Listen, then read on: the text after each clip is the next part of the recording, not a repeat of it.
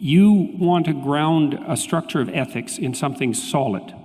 And there's two things you want to avoid, two catastrophes, let's say. One is the catastrophe that you identified with religious fundamentalism, and the other is the catastrophe that's associated with moral relativism. Is that reasonable? Yeah, that's good. Okay, good. Okay, well, no, but it's... Okay, so it's crucially important that we get this right. Now, and that's something that I think we really agree on, because I've conceptualized that slightly different than you, and that might be relevant, but I think of that as a pathology of order and a pathology of chaos. So the terminology is slightly different, but I think we're working on the same axis. So that's the first thing. And then in order to do that, it seems to me, that's your first priority. And then maybe your second priority is something like, you see undue suffering in the world, plenty of it, and you would think that things would be better if that wasn't the case, and that this morality, whatever it's going to be, is at least going to ground itself in part on the presupposition that the less undue suffering in the world, the better. Is that also reasonable? Yeah, I would just add to that the positive side of the continuum as well. So as you know, the phrase I use, or the word I use for this is well-being. Yep. And I know from having, I don't think we spoke about this on my podcast, but from having seen you in other interviews, I think you think that phrase doesn't capture everything one could reasonably want. But I think it does. I mean, it's an elastic suitcase term for a reason, and it's actually, in reading your book, I realize there's a point of contact here, because you use the word being, capital B being, as though it were imbued with significant gravitas.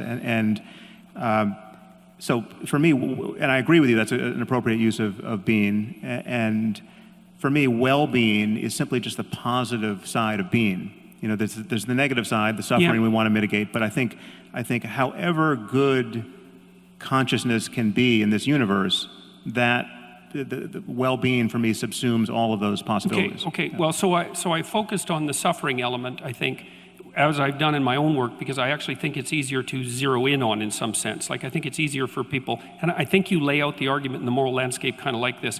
I think it's easier perhaps to gain initial agreement between people on what might constitute a generalized ethic, to concentrate on what we don't want. Yeah. I'm not saying that what we do want is unimportant, but it seems to me to be harder to get a grip on. We don't want Auschwitz.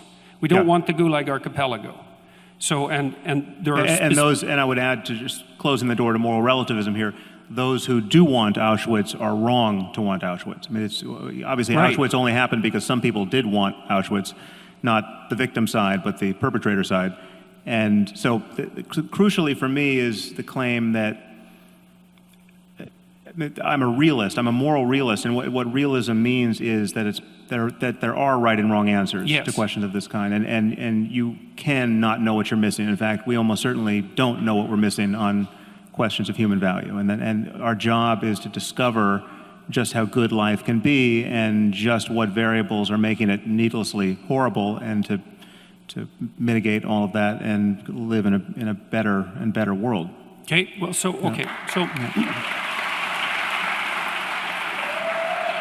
Okay, so that's a lot of points of agreement. So I also believe that there is a catastrophe of arbitrary moral injunction, and that there's a catastrophe of moral relativism, and that has to be dealt with, and that there are genuine differences between the proper way of behaving morally and the improper way of behaving morally.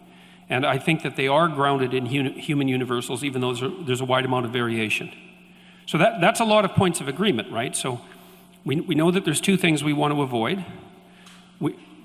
conceptually speaking, which is the moral relativism and this kind of moral absolutism that's grounded in an arbitrary statement of facts that you identify with religious fundamentalism. I would identify that with fundamentalism more generally, not with religious fundamentalism per se, because I see it also happening in secular states, let's say, like Nazi Germany or so it doesn't seem to be religious fundamentalism per se that's crucial to your argument. No, it's not. So that just to close the loop on that, the only reason why I would focus on religion in particular there is that religion is the only language game wherein fundamentalism and dogmatism, dogmatism is not a pejorative concept. Dogma is a good word, specifically within Catholicism, and the notion that you must believe things on faith, that is in the absence of compelling evidence that would otherwise cause a rational person to believe it, that in a religious context is considered a feature, not a bug. Elsewhere, we recognize it to be a bug, and that's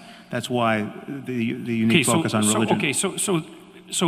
All right. So is it reasonable to assume that we've already established, at least in principle, that there's an association between the totalitarian regimes, let's say, and dogmatism, yeah. And the dogmatism that characterizes religious belief. Yeah. What do you think, although at least in principle, the secularist totalitarian states and the religious fundamentalist totalitarian states do differ in one important regard, which is that the religious types ground their axioms in God and the secular totalitarian types don't.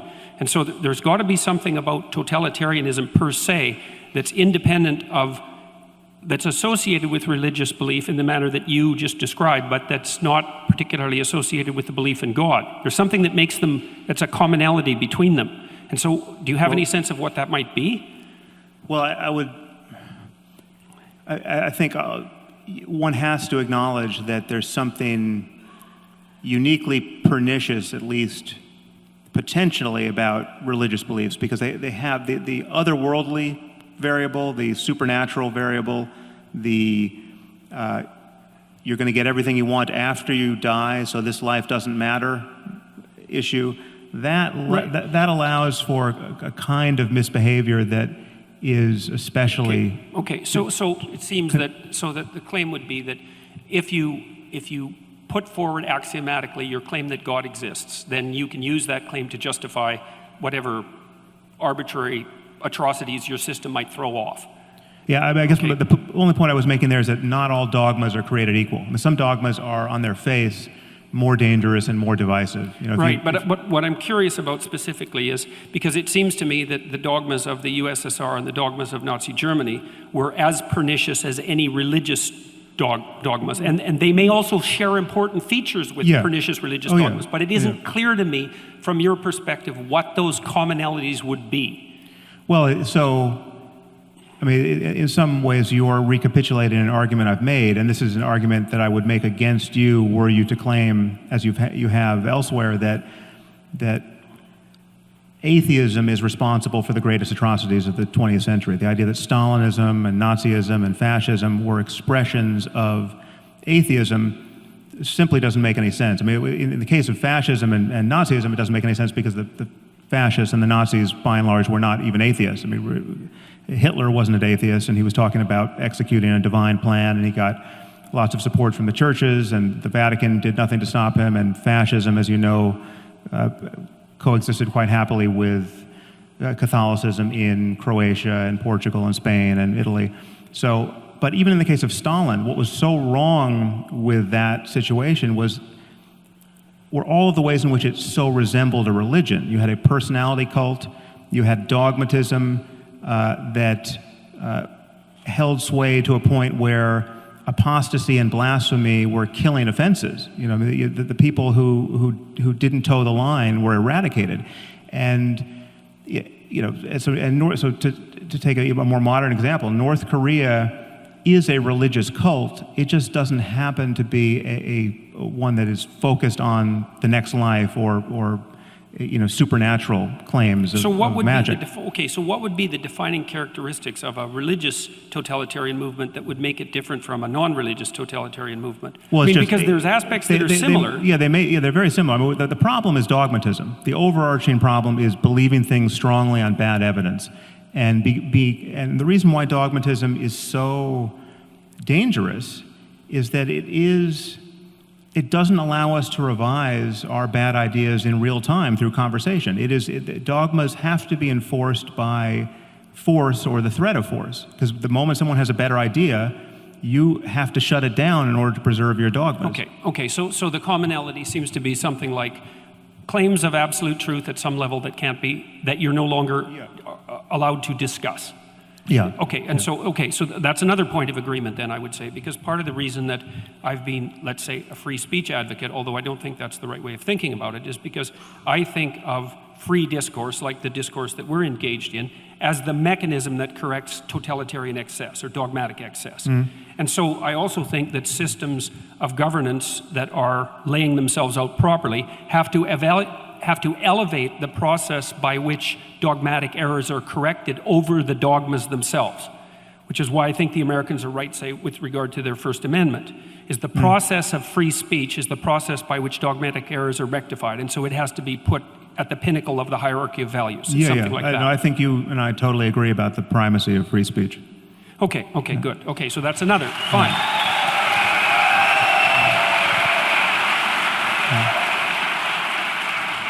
Okay, so then... Wait, I think there's one point that we should just lock in our gains here.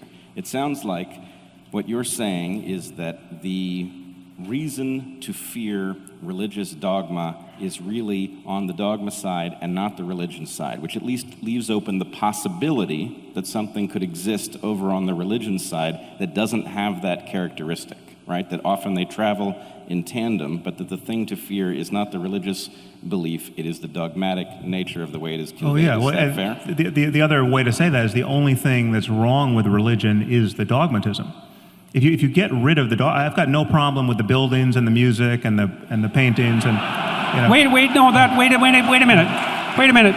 That's not a trivial point, and it's not just a joke, because the buildings and the music are very important parts of the religious process. And so I know there's a humorous element to that, but it's not like Sam is throwing out the baby with the bathwater there. And to go further than that, I've got no problem. In fact, I'm deeply interested in the phenomenology of spiritual experience. So whatever experience someone like Jesus had, whoever he was historically, or any of the other matriarchs and patriarchs of the world's religions, that phenomenology is subjectively real. I mean, it's diverse. I'm not saying everyone's had the same experience, but there are changes in consciousness that explain both how religions have gotten founded by their founders and the experiences people have had in the presence of those people or by following their methodologies that seem to be confirming of the dogmas that grew up around those traditions. And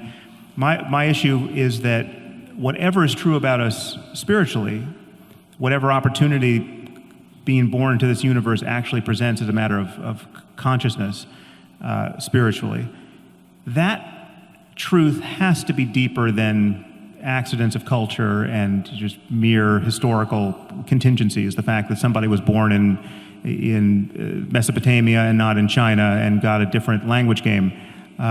So whatever is true there has to be understood in universal terms about the nature of human psychology and the human mind. Okay, so another thing that I wanted to just point out obliquely, and then I want to return to outlining maybe where we agree, is that one of the things that was really shocking to me, I would say, was my reading of what was originally Jane Goodall's discovery about chimp behavior, because there was this idea that was really rooted in Rousseauian thinking that the reason that people committed atrocities in the service of their group identity, let's say their tribal identity, was because culture had corrupted us. So it was a uniquely human thing. But then, of course, Goodall showed in the 1970s that the chimps at Gombe, I think I'm pronouncing that correctly, would go on raiding parties, right? And so there'd be like 4 or 5 adolescent chimps, usually male, sometimes with a female in there. They would patrol the borders of their territory. If they found an interloper on the border, near the border, from another troop, even if it was a member of their troop that had emigrated, so to speak, and that they had some history with, they would tear them to pieces. And of course, that was shocking to Goodall, and my understanding is she had some trepidations about publishing it, although she did. But then that's been noted repeatedly in other forms of chimp behavior. So, see, I've been really interested in the commission of atrocity in the service of belief. And it's tempting to pin that, say, on dogma and then to associate that with religious dogma. I think that's all tempting. But the fact that chimps do it shows that it can't be a consequence of something like religious belief, unless you're willing to say that the reason that chimps commit atrocity in the service of their troop and their territory is because chimps are religious. And so they're not religious, and they don't really hold a secular totalitarian viewpoint, but they still act out the atrocity element that's characteristic of human behavior. And so to me, that makes the problem deeper than one of mere, let's say, surface statements about metaphysics. Well, obviously the problem of primate aggression, which we've inherited along with the chimps, is deeper, or at least different, than the problem of religious violence or totalitarian political structures that get the worst out of people. So, we have these primate capacities that we have to correct for, and we're busily trying to correct for almost everything that we've been evolved to do. We don't like the state of nature for good reason, and virtually everything that's good about human life is born of our, I would argue, culture-based and highly intelligent and necessary effort to mitigate what is in fact natural for us. And there's nothing more natural than tribal violence, which of the sort that you're describing in chimps. Okay, so then it also seems like we agree that the core element of tribal alliance, which would have its roots, say, in the chimpanzee proclivity to, or its analog in the chimpanzee proclivity to identify with the dominance hierarchy of the troop, is something that's a source of the proclivity for human social aggression that's independent of its, at least independent of any obvious religious substrate. So there are other reasons for group belief and the commission of atrocity that can't be directly attributed to religious dogma. Yeah, but and what most worries me about religion, I would say, obviously religion can channel these primate urges in unhappy ways. So you can get tribal violence that gets amplified by religious dogmatism, and that should trouble everyone. But it's not unique to religion. It's also nationalism, and it's racism, and it's all other kinds of dogmatism. But what most worries me are those cases where clearly good people who are not necessarily captured by tribalism per se are doing the unthinkable based purely on religious doctrines that they believe wholeheartedly without good evidence. So you have the person who joins ISIS who wasn't even Muslim before they converted 16 months ago, and they go all the way down the rabbit hole to the most doctrinaire, most committed, most uncompromising view of just how you have to live in this world if you're going to be Muslim. And they join ISIS based on the idea that salvation only goes one way, and that dying in defense of the one true faith is the best thing that can happen to you. There's no question that there are individuals who have made that journey. In fact, there are individuals by the thousands who have made that journey. And there are far more benign versions of that. There are people who just waste their lives, I would argue, converting to whatever the belief system is, and just wasting a lot of time worrying about hell or worrying about the fact that their child is gay and the creator of the universe doesn't approve of that. And there are all kinds of suffering that strike me as truly unnecessary, born not of, again, ape-like urges, but ideas that any rational person would, if believed, would follow to that same terminus. I mean, the thing is, if you buy the fact, again, to take Islam as a current example, if you buy the claim that the Quran is the perfect word of the creator of the universe, never to be superseded by anything humanity does now or 1,000 years from now, that commits a rational then the exercise of human reason is bounded by this, I would argue, pathological frame, which leads to certain outcomes that should really worry us. Okay. So let's take that claim apart for a minute, because that's not your claim specifically, the claim that you were describing. See, because that's really not the claim that religious fundamentalists make. The claim they make is worse than that, because they claim that the Quran, say, or the Bible for that matter, is the literal word of God. But more than that, they claim that their understanding of that word is correct, which means they conflate two things. Because you could imagine a situation where you had a book, and I'm not saying this is the case, it's an imaginative exercise, where you had a book that had all the answers, that was extraordinarily complicated. And so that when you read it, it wouldn't be obvious that you understood it, or perhaps it wouldn't be obvious that you didn't understand it either. But you're not going to be able to, you can't get an uninterpreted version of the book. And so the fundamentalist claim is far worse. It's that not only is there an absolute reality, truth, embedded in the book, but that their particular take on that absolute reality is the absolute take on that book. And so they conflate their own, they make an assumption of their own omniscience and then pass that off onto God, so to speak. Except in their defense, and I don't often rise to the defense of fundamentalists,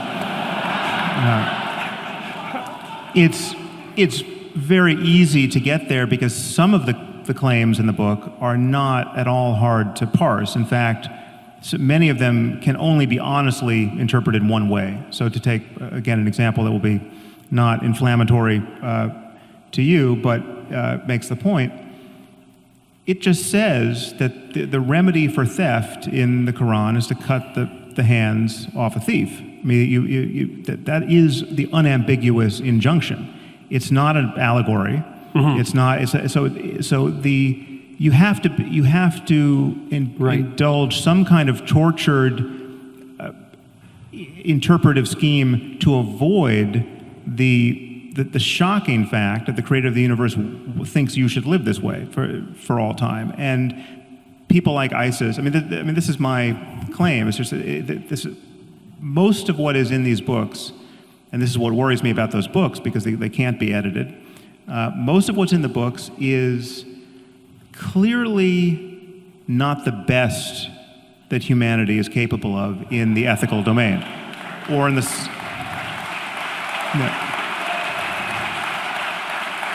So clearly, and this is true for morality, most pressingly, but it's true for science, it's true for economics, it's true for anything else that we are wise to pay attention to. It's like slavery is condoned in the Bible, in both Testaments, and in the Quran. There's no getting away from that. Now you can say, well, it's not the central thrust of any of these books, but if you go to the books and try to figure out what the creator of the universe wants with respect to the owning and needless immiseration of other people, right? He expects you to keep slaves, and he's told you how to do it. Don't knock out their eyes and their teeth. If you're a Muslim, don't take other Muslims as slaves. But it's not an accident that the people who joined ISIS thought that it was absolutely kosher to take slaves, to take sex slaves, and they were even their use of their sex slaves was conducted as a sacrament, and that's not an accident. I mean, they were praying over the Yazidi girls before they raped them.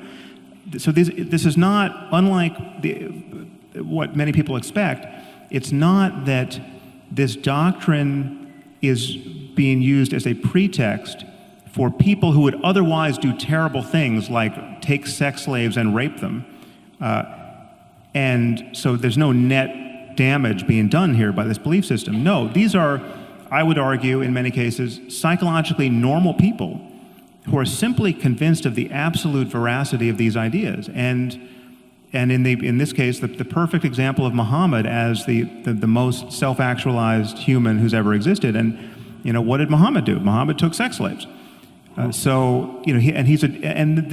once you grant that, and this is where there's a tension between how we pursue the same goals. Like as we've just established, we have many of the same goals. But insofar as you make religion look palatable, insofar as you suggest to your audience that they can have their religious cake and eat it too, they can have their reason, they can have their respect for science, they can have a 21st century worldview, but they can also hold on to everything they love in Christianity or fear to lose.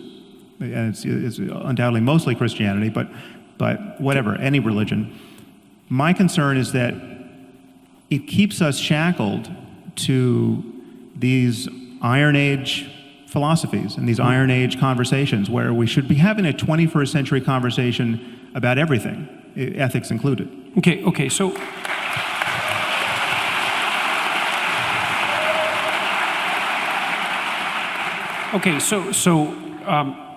But I want to ask you a little bit about your feeling about... Wait. Before you move on, I want to get each of you to clarify something so that we know where we are. So, Sam, you said the problem here is that the dogma can't be updated, right? That slavery is with us permanently because it's written into the dogma. But clearly, most of the traditions in which it's written into the Holy Book don't practice slavery, and the people who adhere to these belief systems wouldn't defend slavery. So clearly there is the capacity for an update mechanism. Well, no, but not really. I mean, they've been forced, they've had it beaten out of them, right? I mean, we fought a civil war in the U.S. to get rid of slavery. But it was Christians who abolished slavery in England, though. What was that? It was Christians who were at the forefront of the movement to abolish slavery in England. But there are Christians on either side of everything. I mean, there's no one else to do the job. Right, but that's the update mechanism. Wait a second. But it was specifically Christians who were using their Christian belief as a justification for eradicating slavery. The problem was they were actually on the losing side of a theological argument. And it would be much better, I think you would agree, if one of the 10 commandments had been, don't keep slaves. I mean, there's certainly one we could swap out for that one. And so that way, it would have been much easier for Christians to have fought against slavery. And it's much harder for Muslims, frankly, to fight against it now. The problem is that there's a point I made, I think, in my first book, is that the doors leading out of this kind of fundamentalism don't open from the inside. They get bashed open from the outside. And it's humanism and it's secularism and it's scientific rationality that has exerted such pressure, such winnowing pressure on Christianity, now for multiple centuries, that's why we're not encountering the Christians of the 14th century on a daily basis. I mean, we are essentially encountering Muslims of the 14th century, not only in the Middle East, but in our own societies, in terms of their intuitions about how we should all live, right? I mean, the fact that 0% of UK Muslims think homosexuality is acceptable, right? 0%. I mean, there's almost no question you can come up with where we could poll this society and say, do you think that the Lizard King is living in the Oval Office? You never get a 0% response to any poll question, right? But if you ask Muslims on the streets of London, is homosexuality morally acceptable? Apparently, you can find no one who says it is. That's shocking, and it's not an accident, right? And it would be much easier if the book actually said, you can love anyone you want, and it's not a problem. It is shocking, but I think there's a reason that you keep finding yourself at Islam, which may be the slowest to update for reasons that may be ancient. But I want to. Well, that is a useful. I can do it for Christianity. I want to make the point as cleanly and as undistractedly as possible. But yeah, it's true. I have the same kinds of concerns about Christianity or Mormonism or Scientology or anything else. And the point is they're all different. And there's no reason to be, because Islam, to take the case where it's fine, Islam doesn't represent any impediment to stem cell research, right? Because they just don't think that the fertilized ovum is immediately ensouled. It waits 40 days or 80 days or 120 days, depending on what hadith you believe. So it's just that never came up when we were all complaining about how religion, in this case Orthodox Judaism and Christianity in the States, was posing an impediment to embryonic stem cell research. Okay. Hold on. I wanted to ask you a clarifying question, too. Yeah, sure. Same level. Would you agree that there are things written into these religious texts that are unambiguously unacceptable viewed through a modern lens, and not because the texts are so complicated that we have misunderstood something, but there are things that are just written in there that we now understand to be wrong? Okay, so the first thing I would say is that we have to be very careful about equating all the religious texts. And I do actually think that you are careful about that, but that's something we can have a discussion about a little bit later. I agree with you there. So because, for a lot of my life, I would say, more interested in the universal truths expressed in religious belief across different cultures.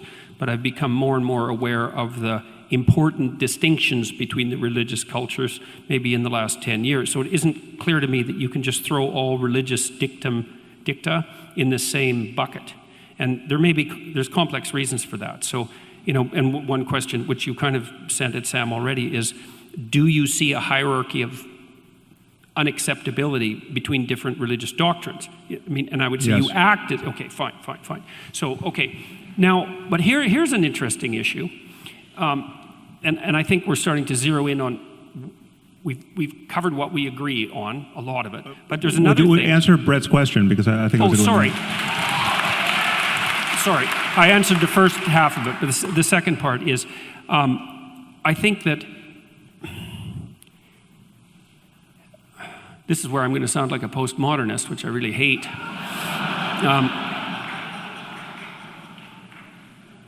I would say sentence by sentence, yes, you're correct.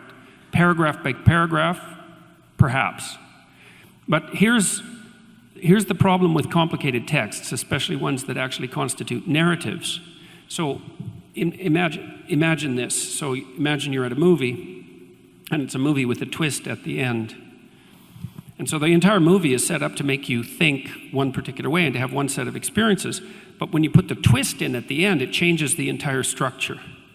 And so this is one of the complex problems that actually led to the rise of postmodern interpretations of literature, which is that if you take a complex narrative, there's a very large number of ways of interpreting it, and it isn't self-evident which of those are canonically correct. And we can deal with that horrible issue later, but it's a good objection, and it's true. And what it does is it makes these sorts of things quite complicated, because in the Bible is a series of books, and they had influence on one another, and they were sequenced with a very complex editorial process, and there's actually a developmental narrative that links all the chapters together.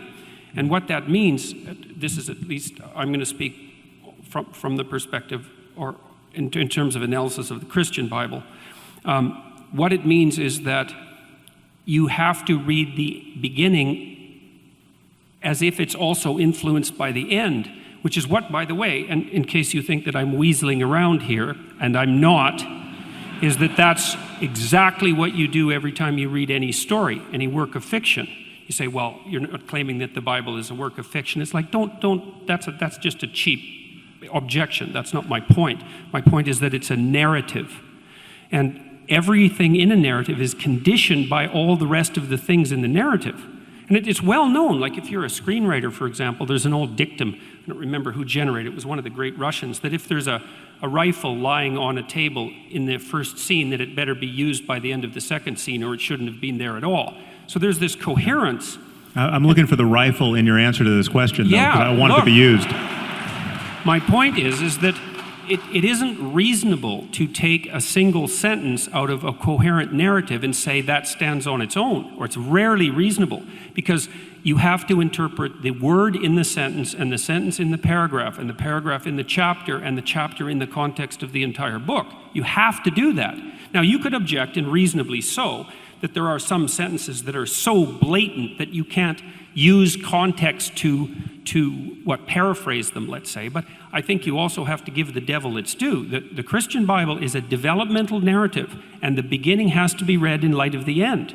And is it a fact? Okay, well, so what does that do to Moses' laws of war? This is not a narrative. This is instructions about what to do when you invade a foreign land. If you intend to take over that land, you kill everybody. Right? There are other rules in there about killing husbands and taking the wives for yourself. Yeah, the Old Testament's a brutal document. Absolutely brutal. And so my point would be, I don't know that reading that portion in light of the end, even if you call the end the New Testament, I don't know that it changes Moses' laws of war and their acceptability in any modern hypothetically, if you context. take the New Testament seriously, it does, because it's a document that supersedes it. And I think there's actually technical reasons why it doesn't supersedes supersede it on every point. I mean, this is the problem. Slavery is a very straightforward case, because clearly the Bible thumpers of the South who were defending slavery with reference to the text felt they were on firm ground. And I would invite anyone to read what the New Testament and the Old Testament say about slavery to see that they were on fairly firm ground, that the balance of the honest reading was on the side of clearly we can keep slaves, right? Jesus never envisioned a world without slavery, and he admonished slaves to serve their masters well and to serve their Christian masters especially well. The English Protestants wouldn't have agreed with that because, like I said, they were at the forefront of the fight against slavery. Okay, so but I think they there was were a clearly range influenced by something outside the text, and this is, again, you're making this harder than it is, and my concern is why. Right? Well, I don't think I am, Sam, because I think that the fundamental message in the New Testament, for example, is that so then you acknowledge that the Old Testament, so Jews are in possession of a book that has some diabolical passages that would be better left out. You're not going to offend me. I'm Jewish. It's not like look in the Old Testament itself, in the Jewish Bible. There's also the seeds of the same tension. So, for example, there's a tension, and this should be a tension that's of interest to you because you've stated quite clearly in your book, in the Moral Landscape, that you don't want to throw the baby out with the bathwater with regards at least to religious phenomenology. You said that, for example, I still consider the world's religions to be mere intellectual ruins maintained at enormous economic and social cost, but now I understood that important psychological truths could be found in the rubble. Well, I'm trying to find the important psychological truths in the rubble. But we have to decide also if we agree about that. Like, are there important psychological truths to be found in the rubble? Oh, absolutely. Okay, But the problem with Revelation, this notion of Revelation, this notion that some books weren't written by smart people, they were written by God, confines you to taking the whole text, even though this text was cobbled together over centuries, and for whole centuries, some books were in the New Testament and then they got thrown out centuries later, and some books weren't in and then got put in. So it's an all too human process that got us these books in the first place. But once they were set, the believers imagine that you're stuck with every passage. And there are passages in the Old Testament that tell you to stone a girl or a woman who's not a virgin on her wedding night, take her to her father's doorstep and stone her to death, right? We can probably agree that those are wrong. So there's another point of agreement. But you don't have to read the book to the end to know that it's wrong. I mean, you can get that from the paragraph. Yeah, but that isn't what I said. I didn't say you had to read to the end of the book to know that it's wrong. I said that you needed to read to the end of the book to contextualize those statements within the whole. I didn't say that you needed to read. There's no exculpatory context to those kinds of statements, and that's a problem. Well, there is in the Old Testament. There's a real tension, and this is, I think, the tension that would be of interest to you. Is there's a tension between the dogmatic and the prophetic traditions, and I think to the degree that you're interested in religious phenomenology, you find yourself on the side of the prophetic tradition. And the prophetic tradition has implicitly in it, what would you call, an implicit damnation of those cruelly dogmatic rules. You see that emerge all the time in the prophetic tradition. Arguably in Christianity. I think. No, in Judaism, it's clearly there in the Old Testament with the distinction between the. I was going once again to Islam, but every prophetic, the notion of prophecy is dangerous and worth worrying about. The idea that any ancient book contains in it a perfect description of rightly interpreted, however difficult to interpret it. If you're only smart enough, you could extract from this text a perfect window onto the future, right? And that whole generations of people have lived by the lights of this cockamamie idea, right? That the world is going to end and its ending is going to be glorious, right? This is at the center of most eschatologies. It's just that when the wheels come off totally, right? That's on some levels the best thing that's ever going to happen, because it's showing you that in this case Jesus is going to come back and throw the sinners into a lake of fire. And I've read to the end of the book. It's pretty scary at the end as well. Revelation is no kidding. Well, that's a really good objection. But like when I did my lectures on the Bible last year, I said that they provided a psychological take on the biblical lectures, and that's what I'm going to attempt to maintain here. Because I don't believe that I'm qualified to make fundamental metaphysical statements. But you know, that the scene that's delimited out at the end of Revelations, that's a very interesting book read psychologically, because it's very complicated. Anything. I mean, this is. We should talk about. Well, let me just address that. I'll only take a minute to do it, and I'll try to be succinct. So there's an idea that's expressed in that book, is that it's something like things are always falling apart in a fundamental manner.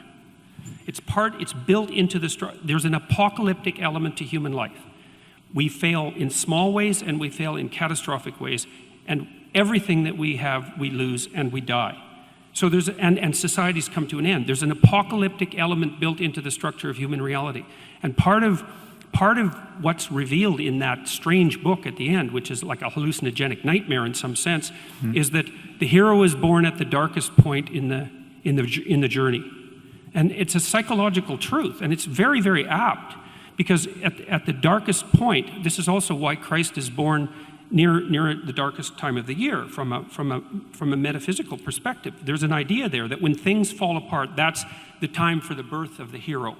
And the hero in Revelation is also the place where truthful speech most clearly manifests itself, because in the Christian tradition, Christ is identified with truthful speech. And so the notion there is that redemption under apocalyptic conditions is to be found in the revelation of truthful speech, which is something that you actually believe. Well, I believe in truthful speech, but I also believe that you can play this kind of interpretive game with almost any text. This way of thinking. But then you could do it with the world, Sam, and that wreaks havoc with your value from facts argument.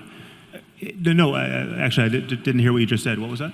Well, I said you can make exactly the same objection with the world of facts. Is there's an infinite number of facts, and there's an infinite number of potential interpretations, and so tracking the pathway from the fact to a value is actually impossible. It's the same argument with regards to biblical interpretation. We should talk about that, but I don't think that's a good analogy. There are more and less plausible interpretations of any situation, any data, and any text, arguably.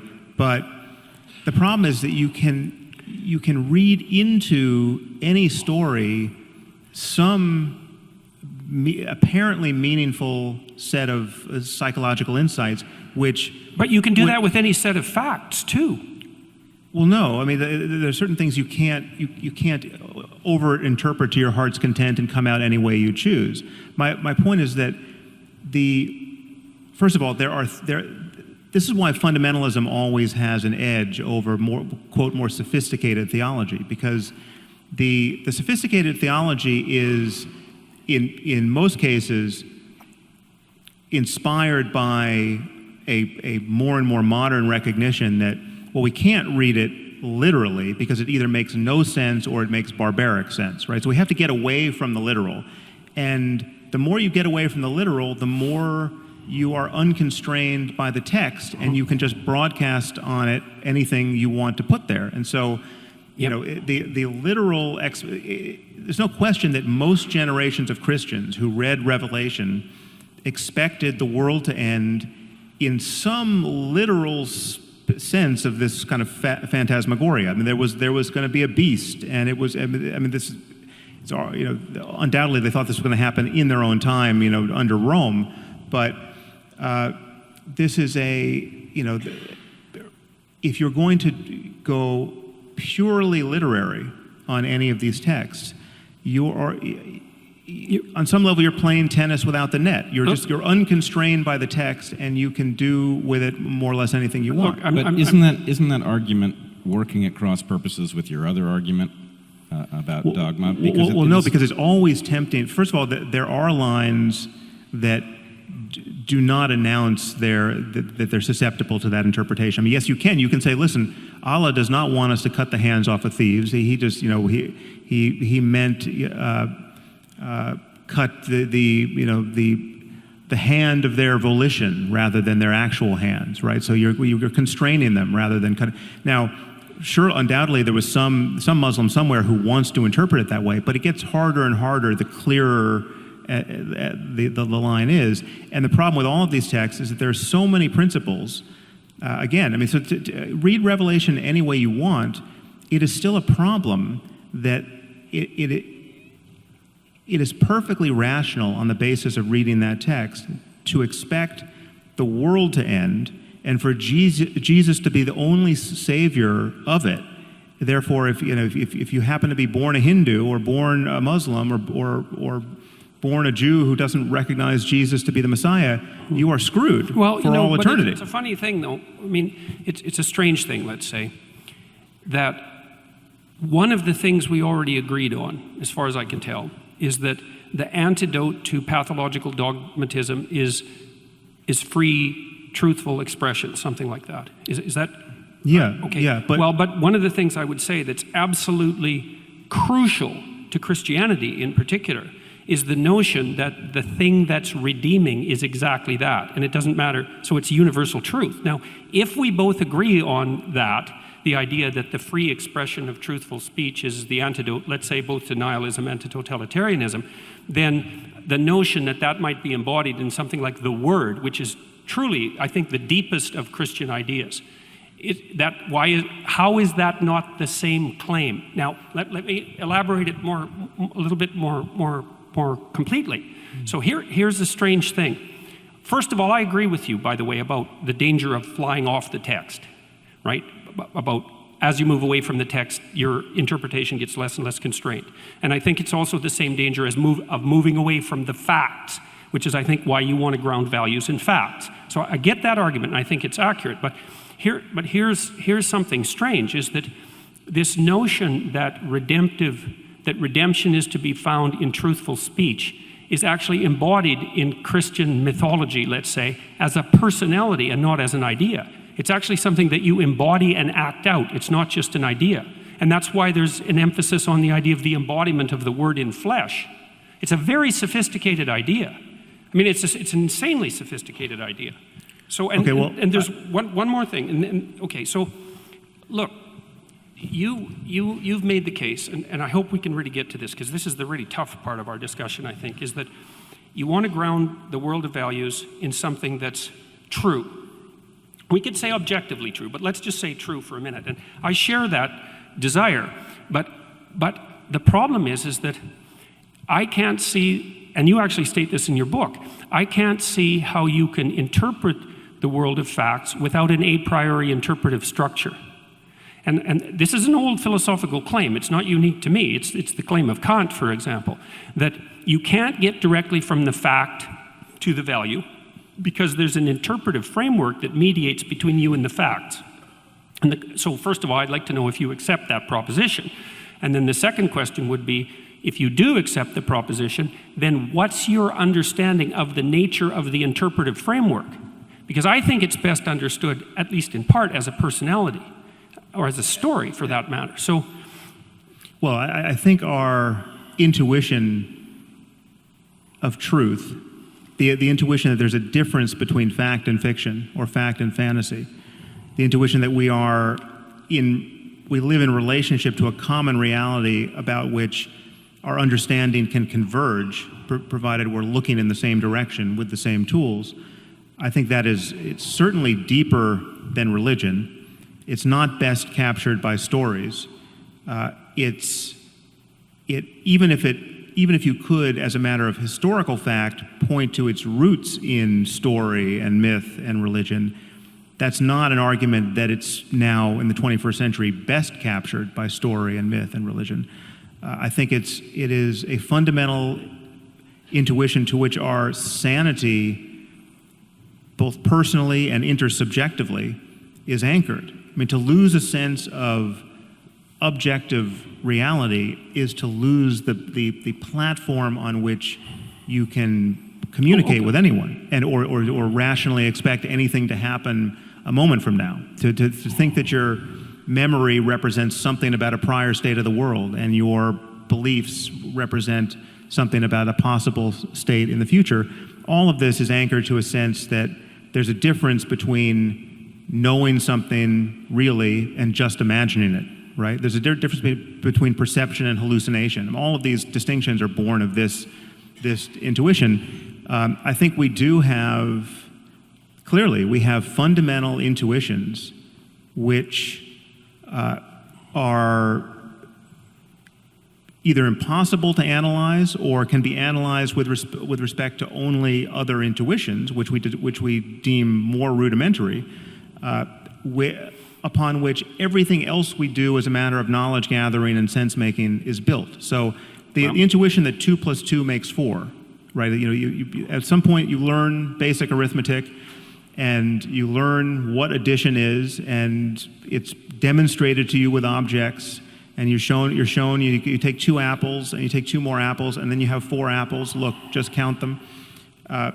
The intuition that can be generalized to any 4 objects, right? That it's not just a fact about apples, right? This is something that we are clearly designed to have.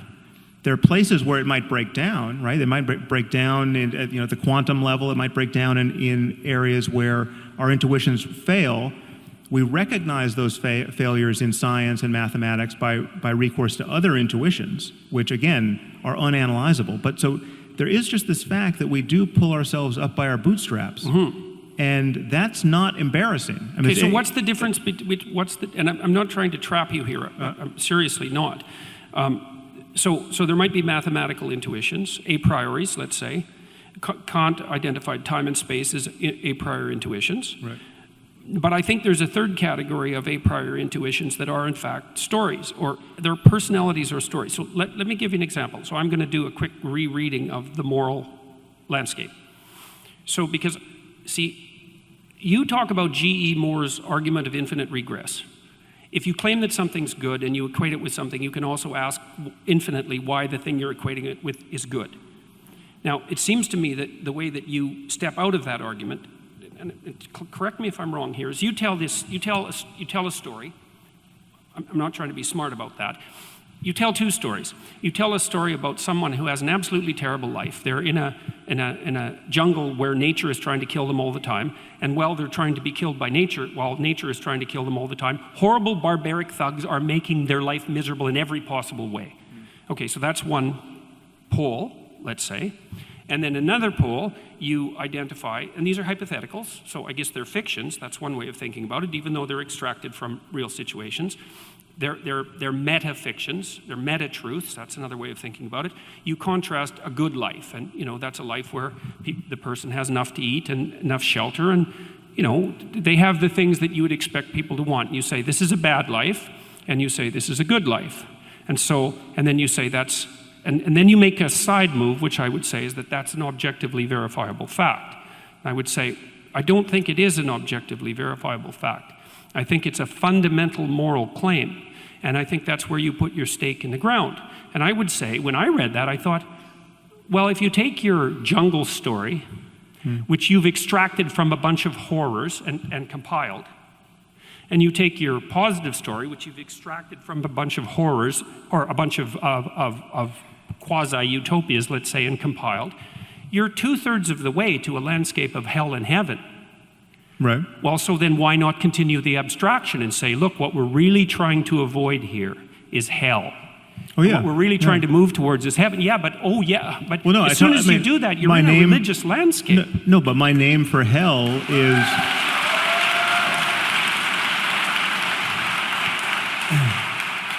This is very interesting because, like, you and I were talking about this at dinner.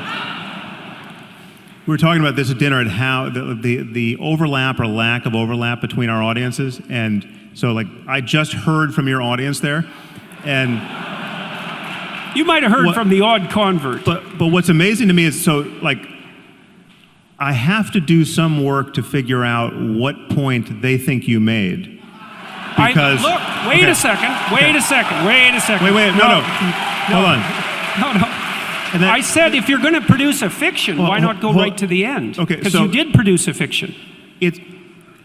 You can tell stories by way of communicating certain ideas. I mean, that's obviously. I'm not saying stories aren't incredibly powerful and useful and inevitable, right? It's like we use. Wait, I think you are. You might not be saying that they're not inevitable, but you are debating their utility and power. Because no. you said No, that you no. don't need Okay. the story as an intermediary. I'm not.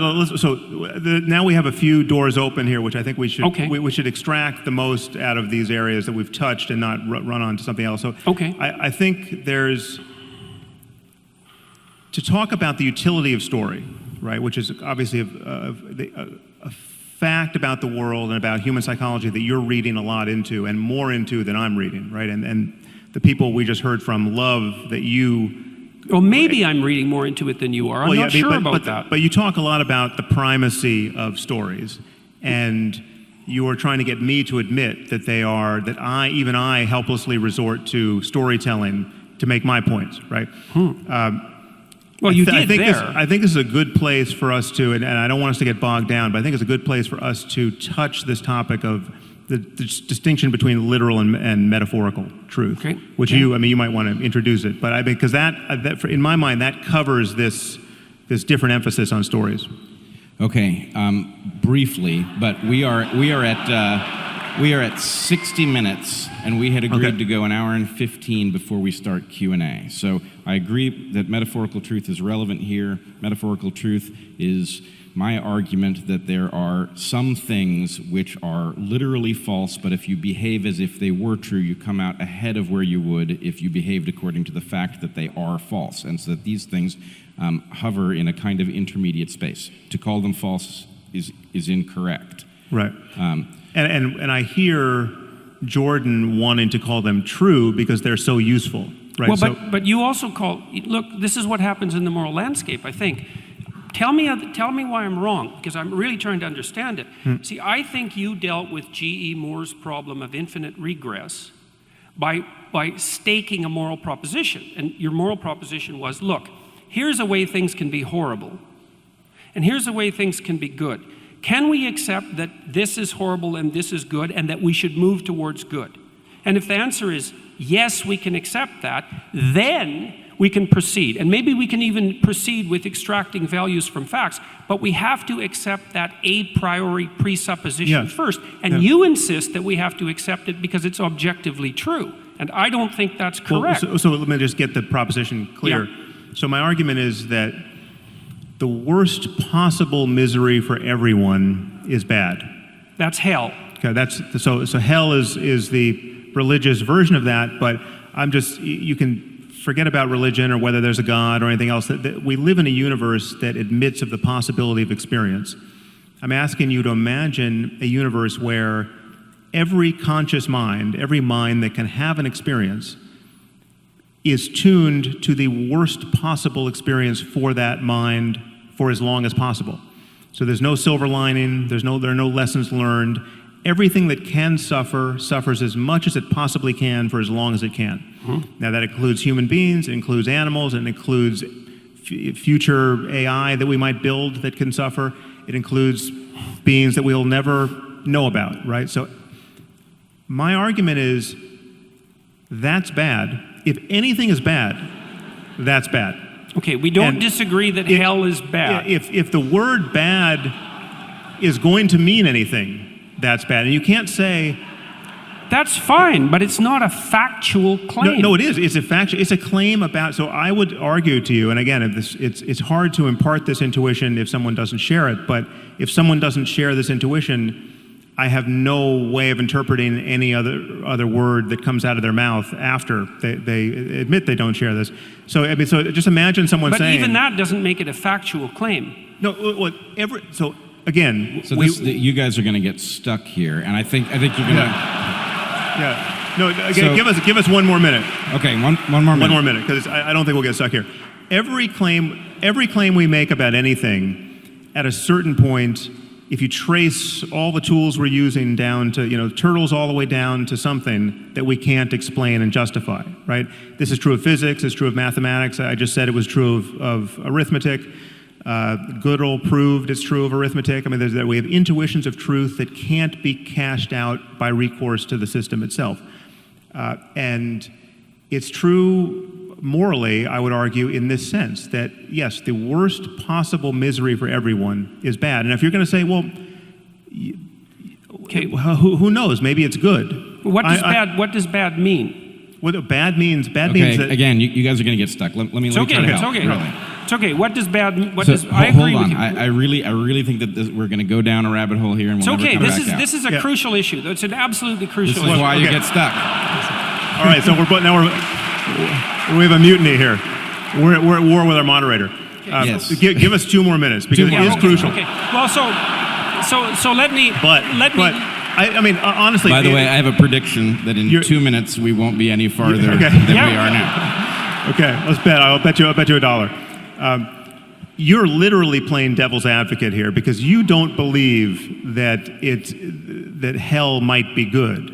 No, right? of course not. Okay, I didn't say that for a second. So you're willing. I agree that it's bad and by definition. this isn't I would argue that anything you would, if you're going to use the word bad and good, Yep. or better and worse, or anything, make any value judgment about anything, it will, implicit in those judgments will be an acknowledgement, whether you're going to acknowledge it or not when I put the question to you, that the worst possible misery for everyone is bad. You Yeah. can't use the word bad unless you're going to I'm acknowledge not that. disagreeing in the least about that. Okay, Not a bit. so it's built into your good and bad in with respect to every other situation in life. Fine, I like agree.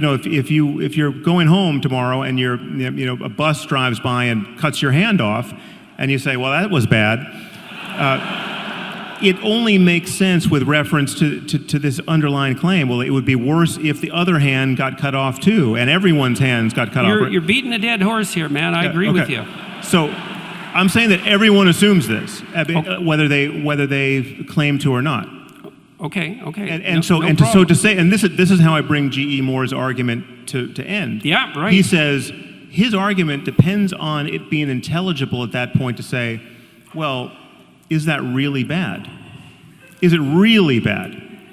Okay, well, what would really bad be if the worst possible misery for everyone didn't get you there, right? There's no other space to occupy. I'm also not disputing the utility of your move to bring G.E. Moore's infinite regress to an end. I'm disputing something very specific. I'm disputing the issue that that's a factual claim. That's all. Well, hell is bad. We should avoid it. It brings Moore's infinite regress to an end. All of that, I agree. It's deeper than a factual claim. It's just a claim about it's a claim that is required to make any value judgment intelligible.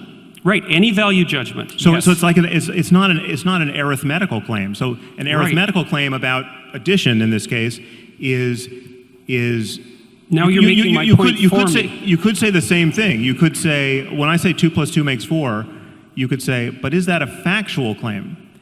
And there's some way of jiggering the way you talk about facts with respect to mathematics, where I could say, well, it's not a factual claim, but it's an arithmetical claim. It's a mathematical claim.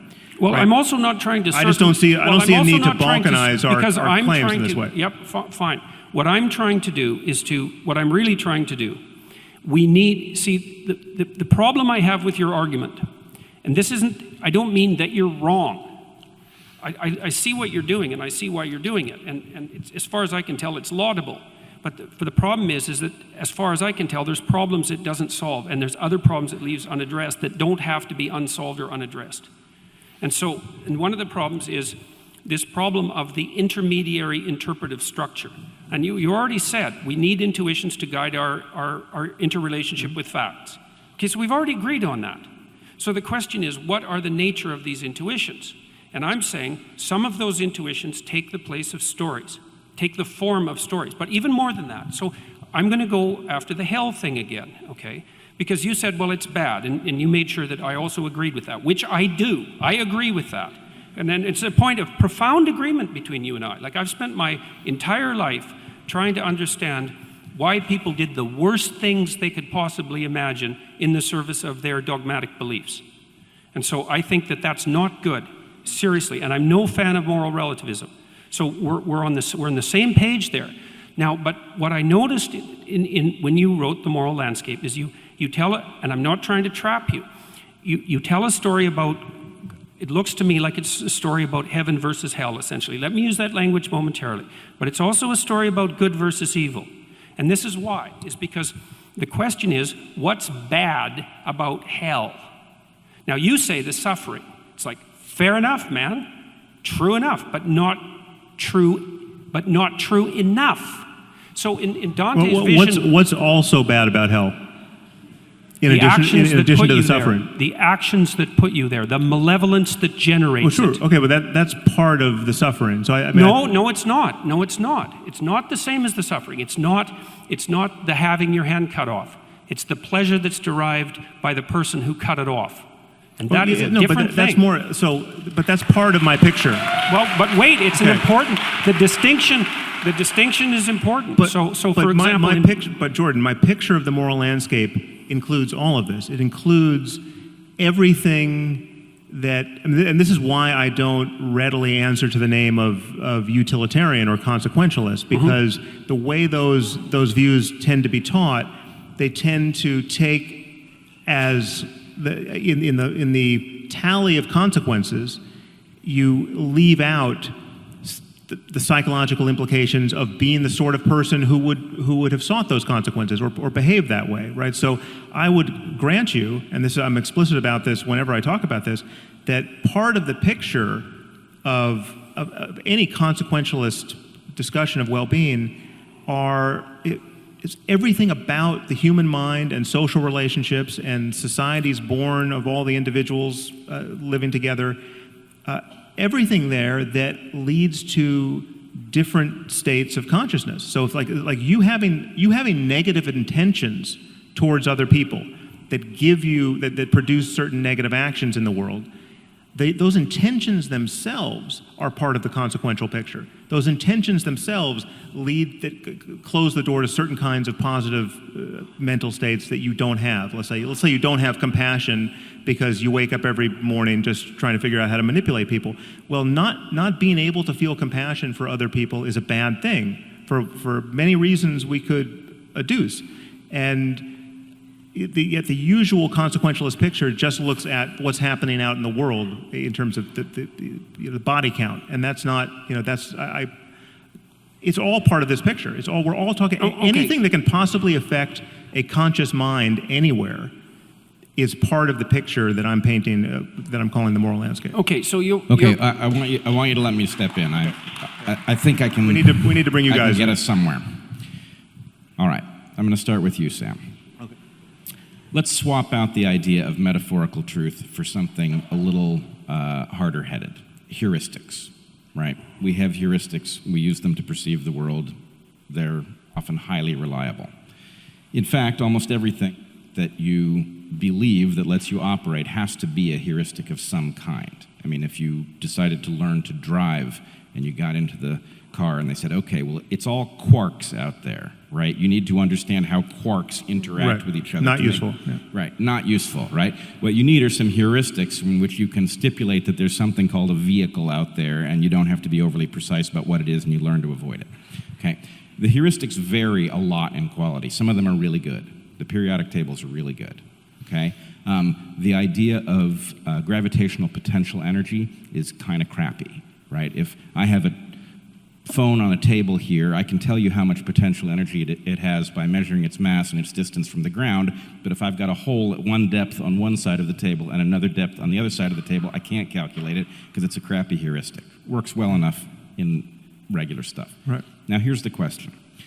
What if these religious texts are heuristics through which most people simplify calculations that they are in no position to do based on the limited amount that they are capable of perceiving, the amount that they understand about the things that are in play. So they're deploying these heuristics maybe to reduce things that degrade well-being. If it were true that religious heuristics increased well-being by allowing people to actually, on average, operate in the world in a way that increased well-being, what would you say about them then? Well, I would worry much less about them, obviously. I mean, and that's why I don't treat all religions equally. I mean, they're religions I literally never think about because I'm not seeing the daily casualties of those belief systems. So, but you say that as people get away from fundamental versions of these things, and I'm not advocating for fundamentalism here, but you say yourself, as people get away from the fundamental versions of these things tend to go haywire. And so, in essence, what you're saying is that as they people tend to go haywire in what sense? Oh, I thought I was interpreting... Multiplicity of interpretations. Right. Well, yeah, but so people are in, That's people the are in moral search of relativism better problem. heuristics. I think the pressure is some of these heuristics are obviously so bad that there's civilizational pressure to find better interpretations. Better ones, and But you said that the fundamentalists have an advantage. Yeah. What is that advantage? Because if you just go back to the text and say, listen, I want to understand what these words mean, right? You get at the first pass the quote literal interpretation, right? And you're not bringing any armamentarium you've got from the outside, from other parts of culture, to parse the text. You're just trying to, if it's in English and you speak English, you're just trying to decode the words, right? And when it says, if the girl's not a virgin on her wedding night, take her to her father's doorstep and stone her to death. That you know what stone means, you know what girl means, you know what father means, and you're 90% there to an obvious atrocity. Right? I get the horror of it, and we'll get to that in a second here. Yeah. But the basic point is to say that the fundamentalists have an advantage is to acknowledge something functional about those stories, which I'm claiming are going to be some kind of evolutionary heuristic for living a life. Doesn't make them defensible. They have an advantage. It's not an advantage that. It's an advantage. It's a mimetic advantage. It's an advantage. ISIS has the advantage when the people who share their interpretation of Islam. They have, it's why someone like Anwar al-Awlaki could make YouTube videos that so many people found compelling. It's because it's totally straightforward. It's like the advantage is, listen, there's a lot of people spending a lot of time lying to you about what these books mean and what the prophet and how he lived, right? You know in your heart that my interpretation of this is correct. You just read the words, right? And there's a strength in that. There's an honesty in that. It's clear when it says sacrifice a goat. Goat means goat, right? Like you don't have to do something else to make goat mean having nothing to do with goat, right? And so that it's an asymmetric war of if you're going to try to make your dogmas more and more palatable by importing stuff that clearly was never even in the worldview of anyone who birthed these religions, you're not doing that because you want to live even more by God's word. No, you found some of God's words unacceptable, right? And every fundamentalist can sniff that out, and they're right to sniff it out because it is in fact the motivation. Okay, good. So I think we've got a tenuous kind of agreement that there might be some kind of utility, that utility might be morally questionable sometimes, but that there is some reason that people would resort to a fundamental, simple interpretation because as they depart from that interpretation, things get more difficult and it creates some kind of disadvantage. Well, part of the problem with that would be that as you move away from the text, you fractionate the moral belief system and you end up with a nihilistic situation. So as you move away from dogmatism, you move towards the parallel danger, which is moral relativism and nihilism. And so hopefully you can find some balance. So let me ask you... No, I want to ask you a question. Oh, yes, okay. Yeah. So, and also, what time do we actually stop this part? Because it's 10. I just missed the time card. But I think we have another couple of minutes. Okay. So... There's no objective reality to time, I think. Actually, it's a pretty good conversation we could have. But okay. So here's my question for you, is if we agree that there is some way in which religious texts carry some kind of value because they allow people to figure out how to navigate their lives in ways that might reduce suffering, reduce the complexity of the choices that they have to make. Presumably, you will agree that that would be consistent with an evolutionary interpretation, that the fact that the stories themselves are yes. functional would provide an advantage to those who were deploying them. Yes. So here's the problem.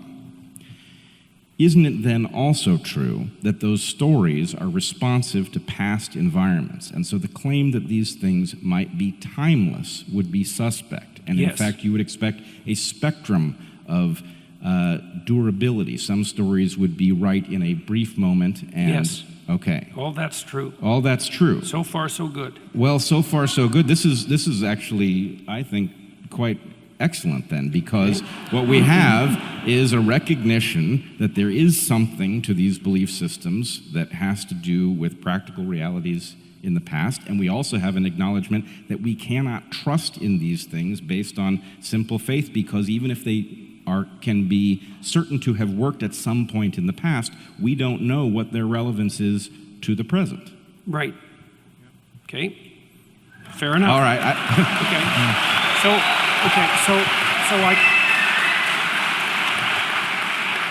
And I would say that's two things about that. That's exactly why we're having this discussion. And you see, what happens in the most profound of such texts is the idea that the process by which your knowledge is updated has to occupy a position in the hierarchy of values that supersedes your reliance on dogma is the fundamental claim. That's why, for example, in Christianity, the notion is that the word is the highest of values. And that's the embodied word. And that's the thing that mediates between order and chaos. And everything else has to be subject to that.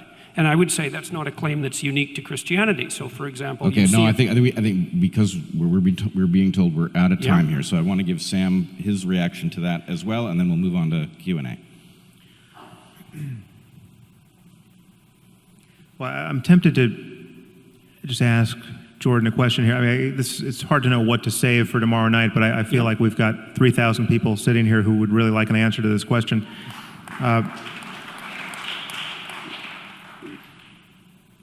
You say you believe in God. You have been... No, I say I act as if he exists. You say what? I say I act as if he exists, okay, which is a much more precise claim. Okay, so then what but in this case, so you act as though God exists. Yep. And in addition, I've heard you say that I act as though God exists, that I can't really be an atheist. So far it seems that. Right, yeah. We'll see. The night is young. Yeah.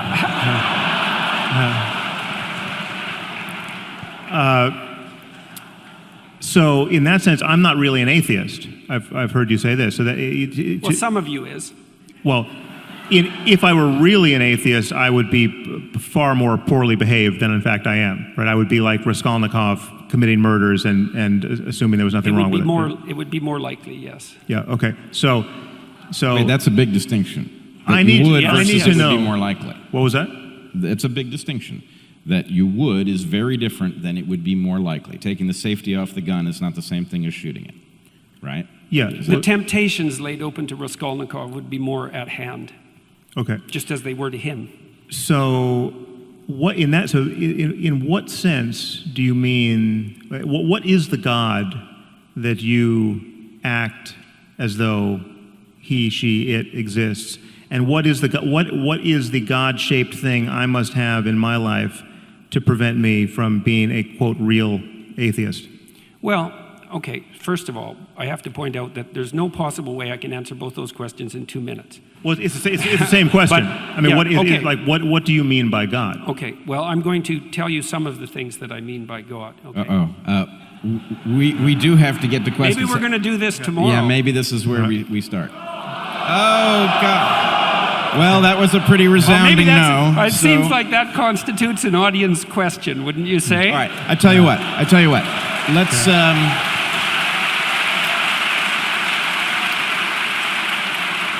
Let's do this, but let's be deliberate about time. Okay. Well, I'm going to read some things that I wrote because it's so complicated that I'm not sure that I can just spin it off the top of my head, and so you'll have to excuse me.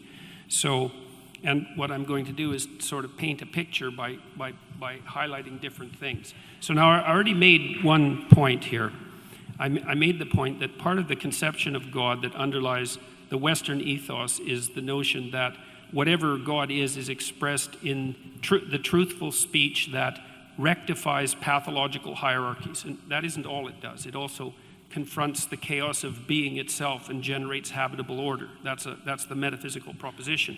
And that's best conceptualized as at least one element of God. And so I would think about it as a transcendent reality that's only observable across the longest of time frames, the longest of iterated time frames, to your point. So here's some propositions, and they're complicated, and they need to be unpacked. So I'm just going to read them, and that'll have to do for the time being. So God is how we imaginatively and collectively represent the existence and action of consciousness across time, as the most real aspects of existence manifest themselves across the longest of time frames, but are not necessarily apprehensible as objects in the here and now. So what that means in some sense is that you have conceptions of reality built into your biological and metaphysical structure that are a consequence of processes of evolution that occurred over unbelievably vast expanses of time, and that structure your perception of reality in ways that it wouldn't be structured if you only lived for the amount of time that you're going to live. And that's also part of the problem of deriving values from facts, because you're evanescent and you can't derive the right values from the facts that portray themselves to you in your lifespan, which is why you have a biological structure that's like 3.5 billion years old. So God is that which eternally dies and is reborn in the pursuit of higher being and truth. That's a fundamental element of hero mythology. God is the highest value in the hierarchy of values. That's another way of looking at it. God is what calls and what responds in the eternal call to adventure. God is the voice of conscience. God is the source of judgment and mercy and guilt. God is the future to which we make sacrifices, and something akin to the transcendental repository of reputation. Here's a cool one if you're an evolutionary biologist. God is that which selects among men in the eternal hierarchy of men. So, men arrange themselves into hierarchies, and then men rise in the hierarchy. And there's principles that are important that determine the probability of their rise, and those principles aren't tyrannical power. They're something like the ability to articulate truth, and the ability to be competent, and the ability to make appropriate moral judgments. And if you can do that in a given situation, then all the other men will vote you up the hierarchy, so to speak, and that will radically increase your reproductive fitness. And the operation of that process across long expanses of time looks to me like it's codified in something like the notion of God the Father. It's also the same thing that makes men attractive to women, because women peel off the top of the male hierarchy, and the question is, what should be at the top of the hierarchy? And the answer right now is tyranny as part of the patriarchy, but the real answer is something more like the ability to use truthful speech in the service of, let's say, well-being. And so that's something that operates across tremendous expanses of time, and it plays a role in the selection for survival itself, which makes it a fundamental reality. Jordan, if I can I just cut in here with one question? I'll stop with that for now. What?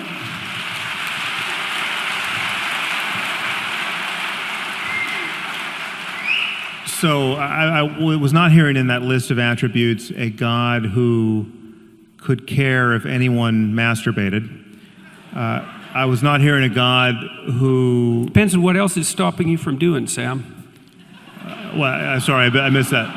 I said it depends on what else it's stopping you from doing. Well, yeah, okay. So it's yeah, important to live. But seriously. It's important to do something other than masturbate. Yes. Yes, which actually constitutes a problem for many people. Which is harder than it sounds.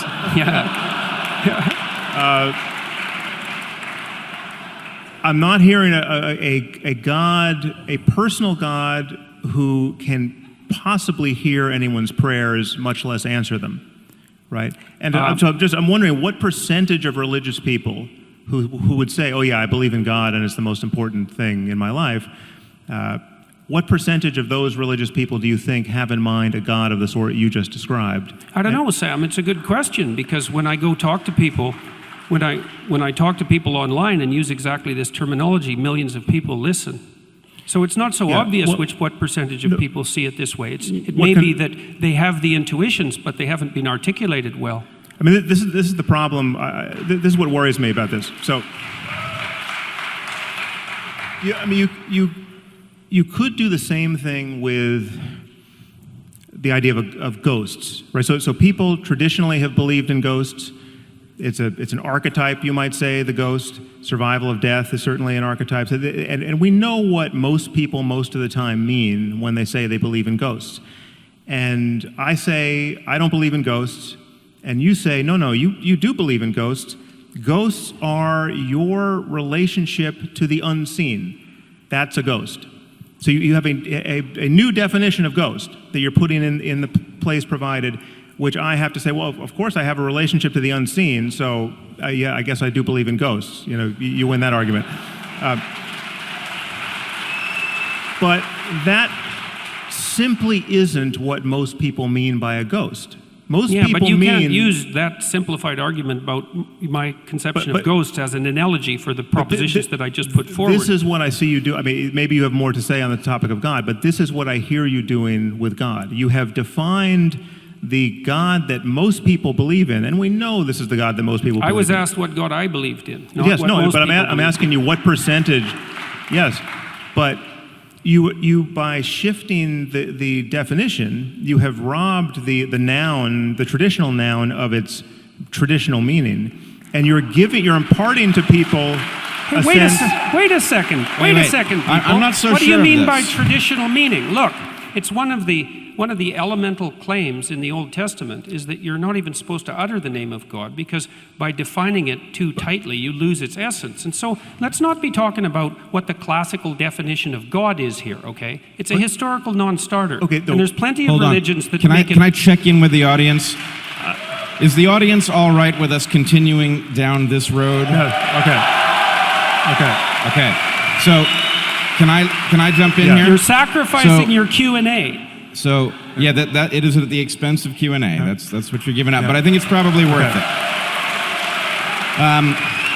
So let me say, Sam, I do not believe in a supernatural God, but the God that I heard Jordan just describe, I do not have any difficulty understanding why he might care if you masturbate, and I also don't have any trouble figuring out how he might answer prayers. Well, tell me more then. Well, I can tell you how a prayer might be answered. Okay, but these are It's specific, so you could let me do that. It'll be interesting. So I'm not Jordan. We've not talked about this. If I heard an answer from him that actually would satisfy me as to what the mechanism of action might be, that'd be pretty interesting. And if he can tell me what I heard, I think it would suggest that we're not just making up stories here. Okay, and you might like this, you maybe not, but it's possible. Okay, so imagine that. Okay, so let's imagine that hellish situation that you laid out. Okay, but let's put the extra twist in it, because one of the things that we both decided, I think, was that you also have to build in the intent into that.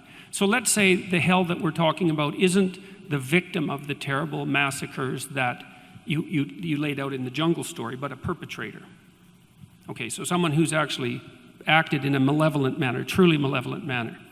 Okay, or maybe perhaps we wouldn't have to take that extreme case. We could say, well, perhaps you've decided that, any of you've decided that you've seriously done something wrong, okay, and that you want to get away from hell, you want to make things better.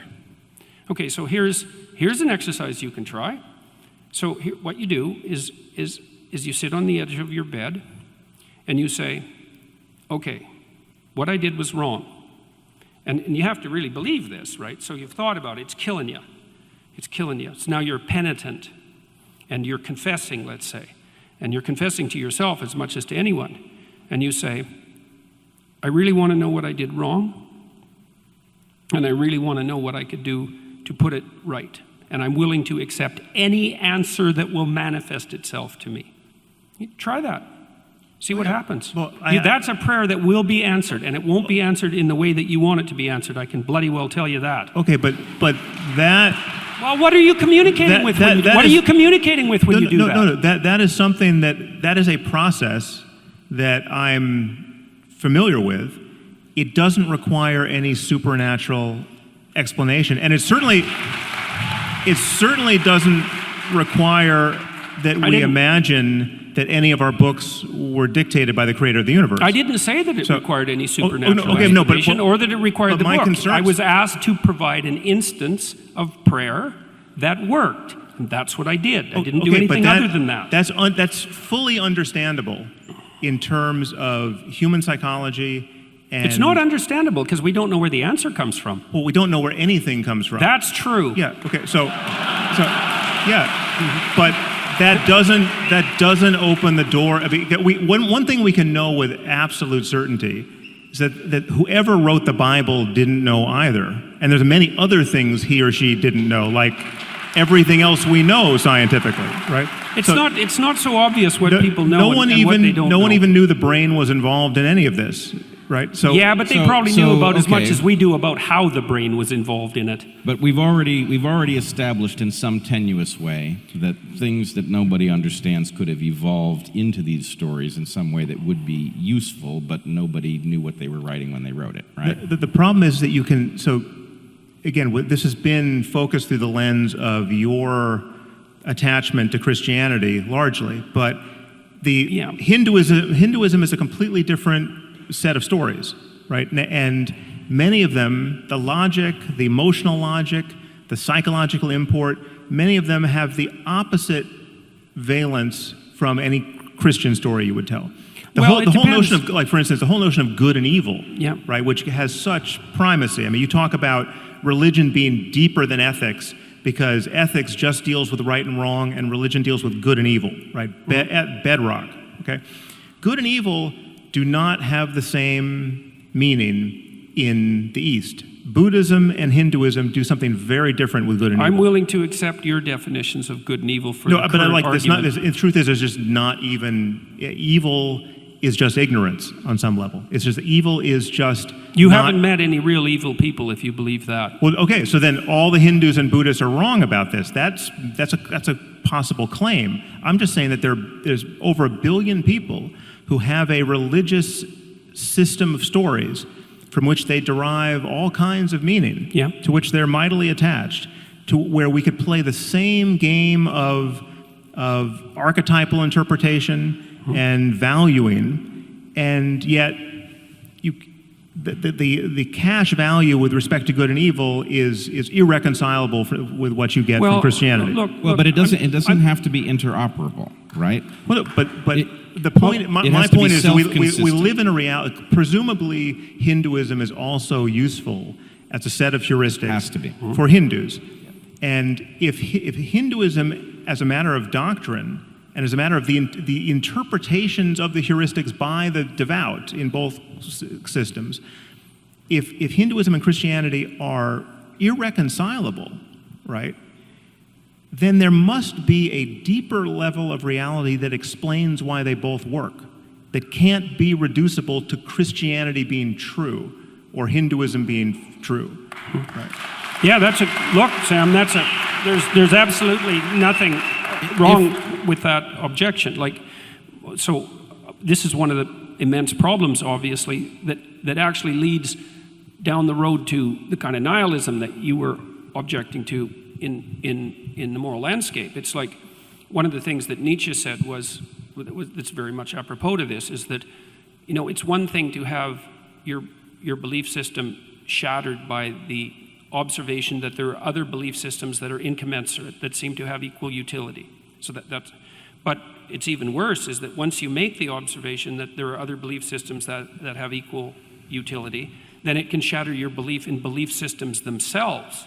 And then you're in the postmodern nihilist landscape, and that's a big problem. Or you could just be in a more fundamental landscape that subsumes both of those belief systems. That's fine. Let's hope that can happen. Yeah. But I would say that's the landscape that I'm trying to pursue. Now, you said that I've been approaching this, say, from a Christian perspective in this dialogue, and to some degree that's true, but there are reasons for that. But I would also say I'm also doing what you recommend doing. Because in Maps of Meaning, for example, because you said, well, what about this problem of multiple interpretations of the text? You wrote Maps of Meaning. What's that? You wrote Maps of Meaning. I wrote the moral landscape. I'm sorry. I must have missed. Sorry. I must have missed. I misspoke. That was confusing. I'm starting to get tired. But what I tried to do, I tried to address that problem seriously. Like, it's a really big problem. It's the problem of multiple interpretations. It's the postmodern problem. Is that there's an infinite number of potential interpretations. Okay, so so what do we do about that? And the answer is, it's something you allude to, in the moral landscape. And it's part of the basis of your argument why these things need to be grounded in facts. So, because that is part of the answer to the problem of an infinite number of interpretations. In Maps of Meaning, I tried to do what E.O. Wilson recommended, but this was before he wrote his book. I tried to use a consilience approach. So I looked at multiple religious systems. I looked at Christianity. I looked at evolutionary biology. I looked at philosophy. I looked at neuroscience. And I looked at the literature on emotion and motivation and the literature on play that was very nicely delineated by Piaget. And I tried to see where there was a pattern that repeated across all dimensions of evaluation, which is exactly what you do, for example, when you use your 5 senses to detect something real in the world. And that's what Wilson recommended, was a consilience approach. And so my proposition was, if it manifests itself here and here and here and here and here, 6 places, and it's always the same pattern, then the probability that that pattern exists independent of my delusional interpretation is radically decreased. Yeah, my claim, however, is that many of these things don't repeat. In fact, they're flipped around completely based on different religious assumptions in different cultures.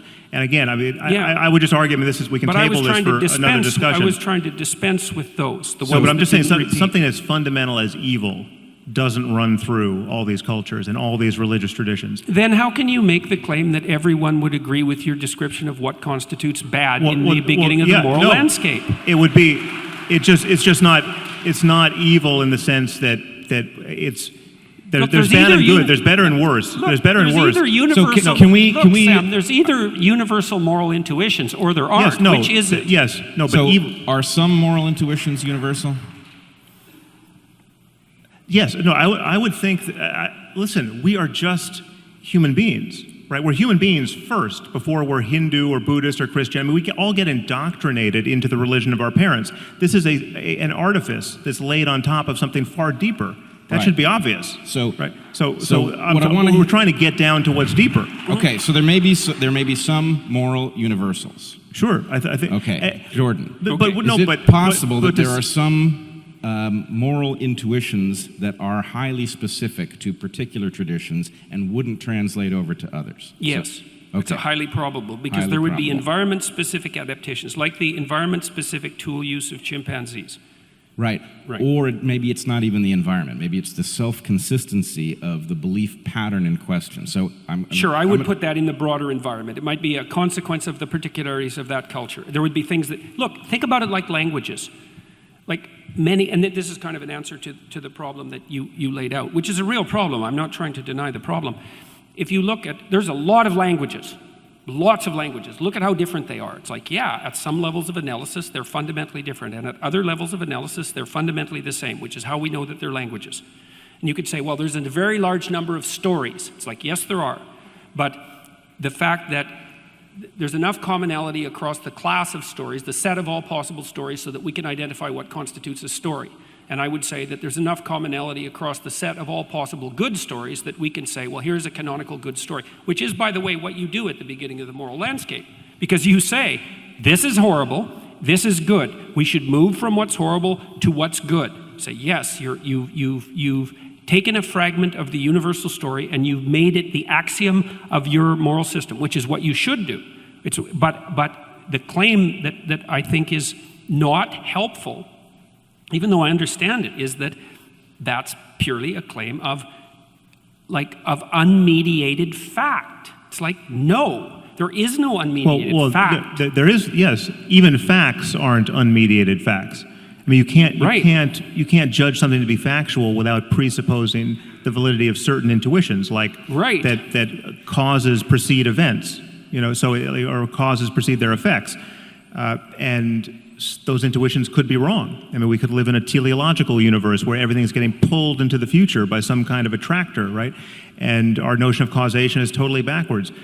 That remains to be discovered, and we would use other intuitions to make that discovery.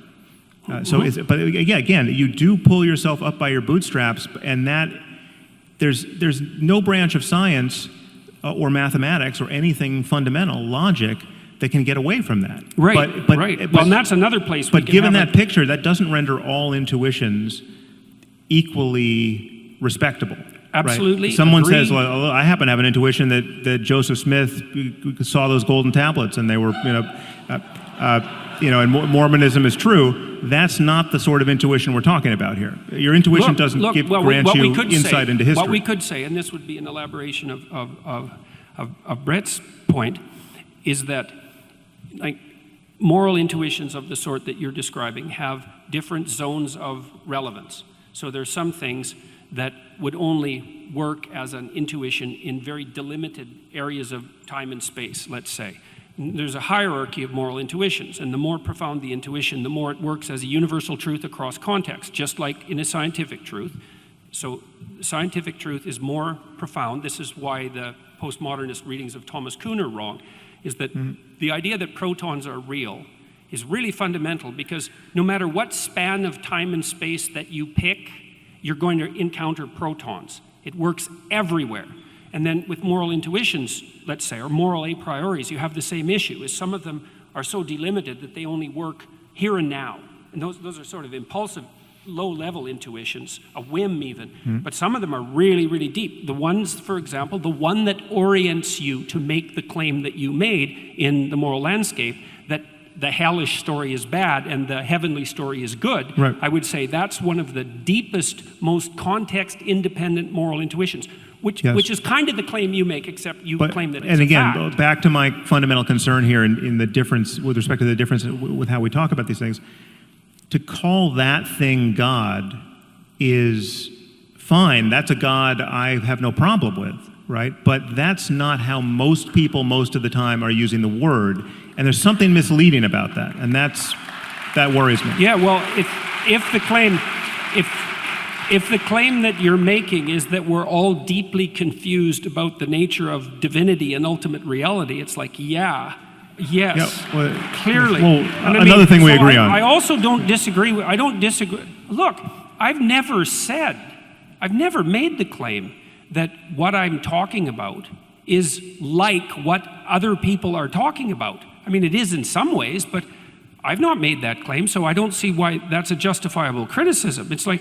Well, no, it's a criticism with respect to the very likely effects of communicating in that way. Because I see the results of that communication. It's a little bit, I mean, this is going to sound more invidious than it is, but this is the kind of thing that I get into with Deepak Chopra.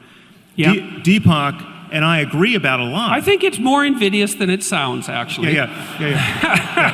Well, you're not wearing rhinestone glasses. If you graduate to that, we'll have more of a problem. But it's Deepak clearly wants to let his audience believe that everything they're into is on some level justifiable by his reading of quantum spookiness, right? Yeah. So if you want to go out and just buy a lot of crystals and think they're going to heal you, it has something to do with the quantum nature of reality. Absolutely nothing like me. No, but I think Deepak could say, if I got his back to the wall, Deepak could honestly say, listen, I've never said anything about crystals. Right? I'm not selling crystals. I've never said they work, but it's the way in which he's failing to make the clear differentiation. The fact that it takes you 20 minutes to admit that a lot of the Bible is filled with barbaric nonsense.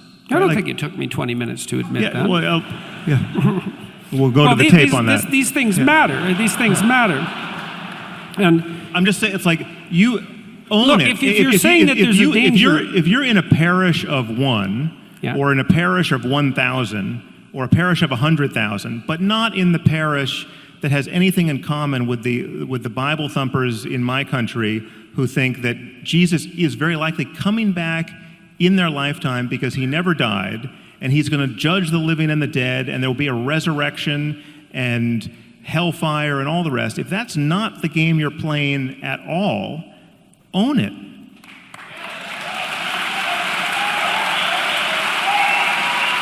Why are you all applauding about that?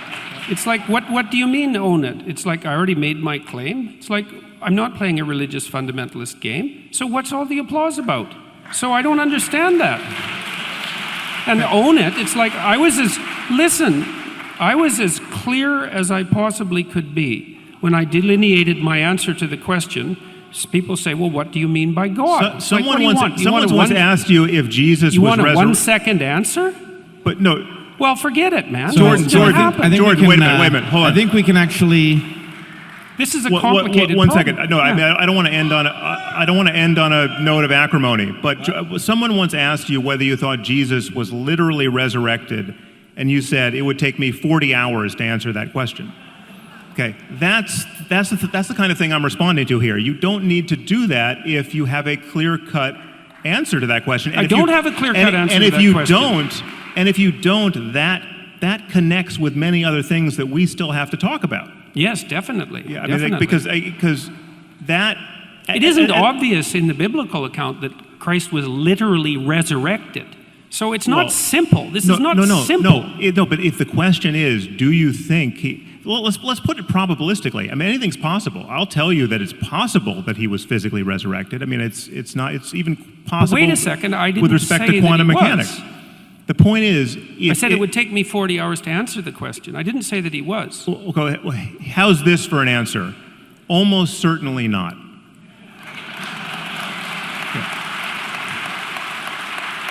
What's wrong with that answer? You want? I think I know what's wrong with that answer. It's a fine answer, and people have been giving that answer for a very long period of time, but the idea doesn't seem to go away. Okay, So- but and there's a that's reason- evidence of what exactly? I don't know. Okay. Well, I can tell you one thing it's an evidence of. All There's right. a deep idea. There's a Let deep this be the doorway to our next 3-hour conversation. Sure, Because clearly we're not, sure. So we have 10 minutes left. Okay. Oh, well then, let's answer that question in 10 minutes. So wait, I want you to trust me here. You for whatever reason decided I should moderate, so I want you to trust me. For one thing, You have been Listen, doing yeoman's work. Sam, I really would like to answer that question. But I'm trying to figure out. People seem to think that I'm trying to evade the question. It's like, I'm not evading the question. I'm trying to figure it out. People have been arguing about this for 2,000 years. It's like it's not simple. But that's a symptom of the effect of religious dogmatism for 2,000 years. No, it's not. okay, It's so partly a symptom of that. It's also partly a symptom of the idea. the resurrection of Jesus is clearly an important question, but you've raised a much bigger and more pressing question for the audience, which is whether or not God cares whether they masturbate. So I actually think if we pursue that answer, that we will actually wrap this up in a way that... You yes. want to end this on masturbation? I think we owe it to them, too. Okay. So,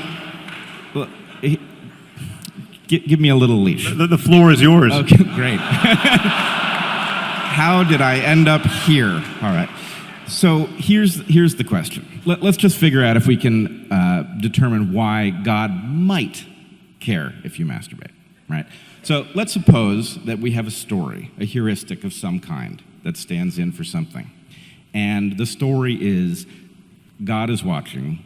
He sees you always. He doesn't want you masturbating, so don't you dare. What happens? What happens? Yeah. Well, it's a rather ineffectual You sure? idea. Yeah. Well, I mean, You don't think that story prevented lots of people from masturbating? Well, no, but I think the reality was that you had people masturbating and feeling terrible about it, and you had a whole layer of sexual neurosis that got grafted onto human psychology unnecessarily. Okay, I mean, so- Christianity has a certain typology of sexual hang-uppery, which the tantrics don't have. So if I understand you correctly, you are agreeing that a certain number of people will have masturbated. Some of them joined the priesthood and raped little boys. I mean, that's all let's of a not piece. go there. Yeah. Let's stick with the topic. So a certain number of people will have masturbated. They will have thought... Honestly, it's the same topic. I mean, the taboos around masturbation, the taboos around sexuality prior to marriage, the taboo around divorce, all of the taboo around out-of-wedlock birth, the ideal of celibacy in the priesthood, all of that is just a diabolical machine of needless sexual conflict and misery. Hold on. But yes, okay.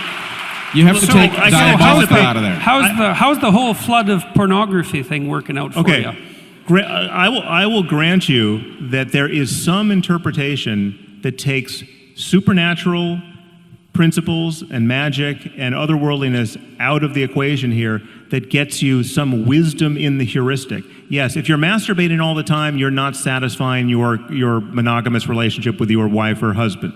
We don't Right. even need to go there. Let's just You're not procreating, and we let's want just children. agree that a certain amount of masturbation was prevented by that story, which made people fear the consequence of them engaging in it, which would result in, I'm pretty sure, Less. less masturbation, which means that in seeking a release, which we are physiologically programmed to seek, one might end up looking in a more urgent fashion for a mate. Right. So Right? it's The are we fitness- going to enforce monogamy? Is that No. So look, I'm trying to take you somewhere. I think there is a way that we can rescue some important part of what both of you are saying that can now be reconciled, and then there's a bitter pill for each of you.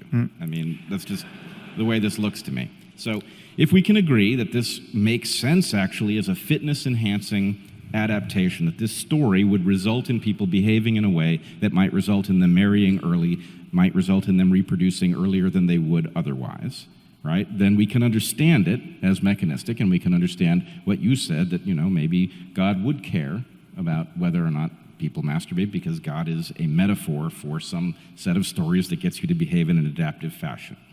But the point for you then would be that Sam is arguing, with reason, we can decide whether or not to employ this story at this moment, whether it's a good idea for us to urgently reproduce as quickly as possible, which, for example, increases the size of the population of the planet, whereas delaying reproduction keeps the rate of population growth down, and might be a better choice for a moment in history when we have 7.5 billion people on the planet. So, in some sense, what I think I see is the religious story itself makes some kind of sense if you adhere to it in a manner that you are obligated and have no tools with which to question it. Then you will miss the fact that at this moment you might want to throw that story out. But the problem is it doesn't make, and this is a problem with these heuristics in general, it doesn't make sense for the right reason, and that's why it's not a reliable guide given other changes in the world. But with everything changing, you want to be making sense for the right reason.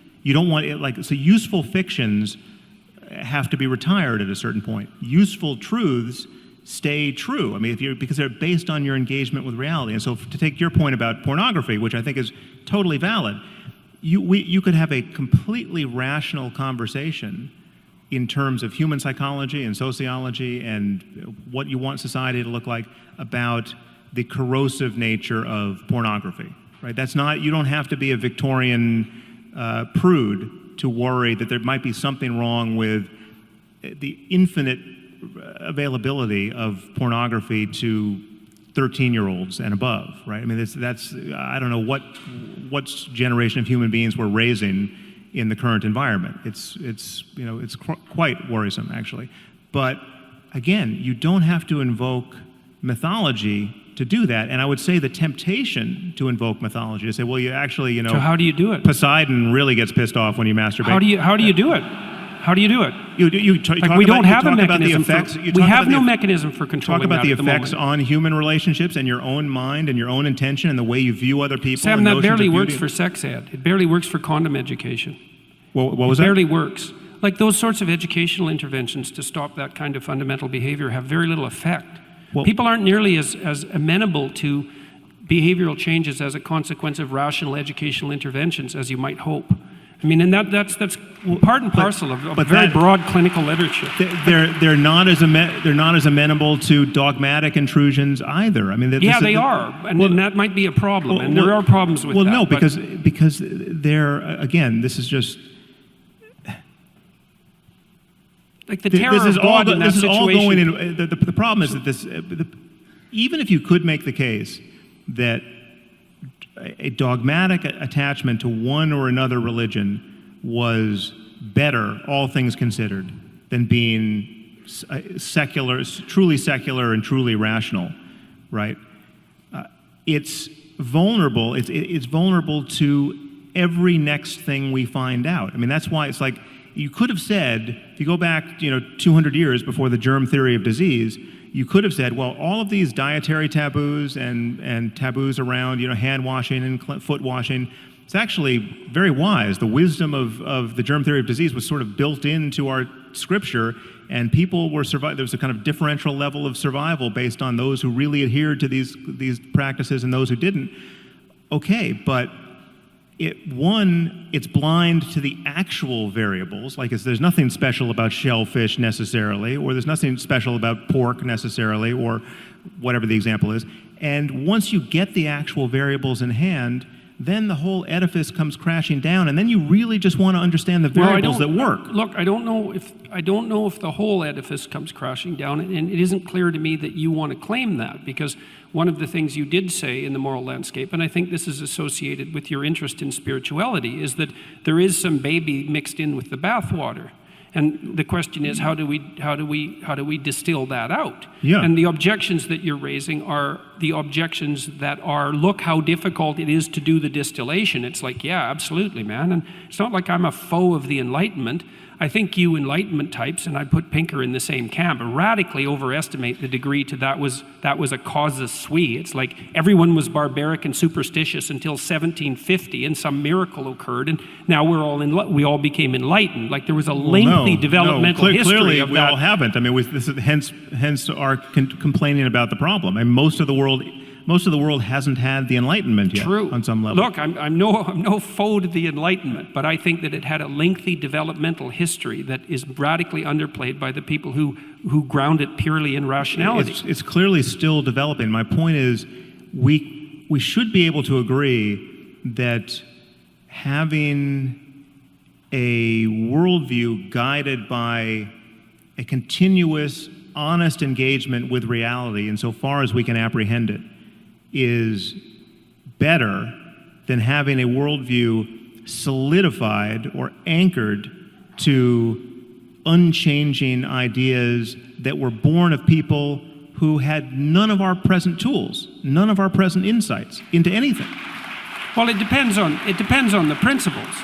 It depends on the principles. Like I would say, there are situations where that clearly applies, but I think there are broad principles. And again, we should probably stop with this, I think. Yep, we're about there. Because I'm starting to get tired. I'm sure everyone else in here is starting to get tired. Well, I'm starting to get tired anyways. And I mean, there are principles, there are higher order principles of the sort that I described that you also appear to rely on in the moral landscape, the idea of these profound moral intuitions. Yeah. And so that's what I'm after, is what are these profound moral intuitions and what is their source? And like, I'm also perfectly willing to make the claim, and have in fact in detail, that these moral intuitions, see, this is a place where we differ a little bit. It's like, and maybe we can go here tomorrow night. See, it seems to me that your argument is the facts are laying out there and you can extract out value from them, and we already described why you want to do that, because you want to at least not move into the nihilistic direction, and you want to ground them in some sort of reality. It's like, fair enough. But the thing is that the facts, as they are, have been around for a very, very, very, very long time, right? Let's say 3.5 billion years, the entire expanse of life. And it's the operation of those facts on life that has produced the a priori implicit interpretive structures that guide our interaction with the facts. And those a priori implicit structures that have emerged out of this evolutionary course have a structure that mediates between us and the facts that cannot be derived from the facts at hand. And so then the question is, what is that structure? And it's in both of our interests to get that right, yeah. Because you use that as the source of moral intuition. It's like, right, agreed, that's the source of moral intuition. So, well, clearly we need to table this for tomorrow night, but that's a good... Yep. Guys, I'm just going to interrupt you. You guys, let's give Jordan Peterson, Sam Harrison, Bret Weinstein a huge hand. Let's go. Thank you.